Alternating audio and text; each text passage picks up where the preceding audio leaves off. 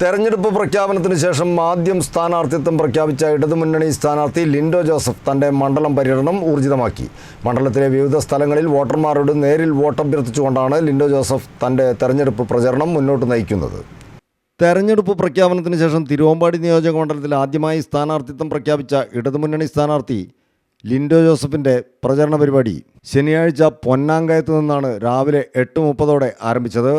തുടർന്ന് പുല്ലുരാമ്പാറ, മുറമ്പാത്തി, പൂളപ്പാറ, കാഞ്ഞിരാട്, ഈരൂട്, മീമുട്ടി, പുന്നക്കുറ്റി തുടങ്ങിയ കേന്ദ്രങ്ങളിലെ സ്വീകരണ പരിപാടികൾക്ക് ശേഷം ഉച്ചയോടെ നൂറാന്തോടിൽ സമാപിച്ചു.